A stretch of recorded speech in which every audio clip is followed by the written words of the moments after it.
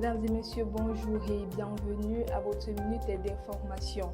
Historique, le pape est déjà en route pour le Cameroun.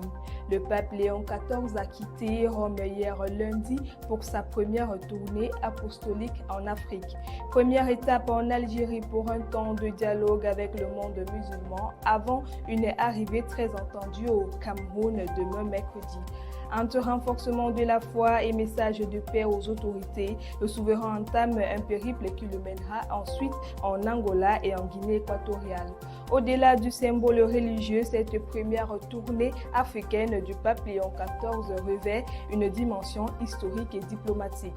Avec l'Afrique centrale marquée par les défis sécuritaires, économiques et sociaux, la venue du souverain est perçue comme un geste fort, porteur d'espoir et de réconciliation.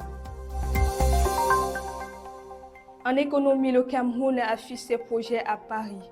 Fini l'ère des promesses. À Paris, lors du forum Investir en Afrique, le ministre de l'Eau et de l'Énergie, Gaston Elundou Essomba, a présenté un Cameroun de projets concrets devant les investisseurs internationaux.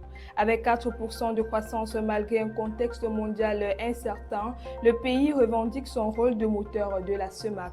Hydroélectricité portée par le succès de Natigal, agro-industrie, infrastructure numérique, le Cameroun met en avant des secteurs structurés et prêts à transformer localement ses ressources. Le message est clair, le Cameroun n'est plus un potentiel, mais un point stratégique pour conquérir l'Afrique centrale. Présidentielle au Bénin, Romuald Wadani élu avec 94% des voix. C'est officiel, Romuald Wadani devient le nouveau président du Bénin. La commission électorale a rendu public les résultats, créditant l'expert comptable de 49 ans avec plus de 94% des suffrages exprimés. Ministre d'État chargé de l'économie et des finances depuis 2016, il succède à Patrice Talon qui achève 2 mandats consécutifs à la tête du pays, soit 10 ans de pouvoir. Cette victoire écrasante ouvre une nouvelle page politique au Bénin où son Excellence Wadani hérite d'un bilan économique salué, mais avec des défis sociaux et sécuritaires qui attendent son mandat.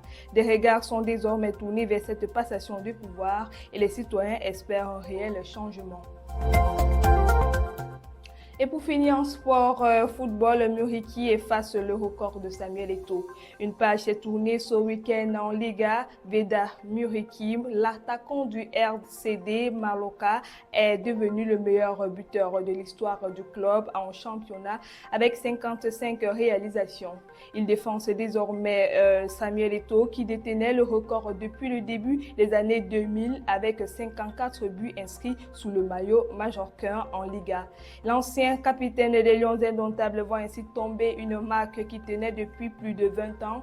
Si cette performance souligne l'efficacité de Muriqi, devenue la nouvelle arme offensive, elle rappelle aussi la longévité exceptionnelle du record établi par Samuel Eto'o, qui restera une référence majeure pour le football africain et mondial. Ainsi va votre actualité ce matin. Merci de nous avoir suivis jusqu'au bout.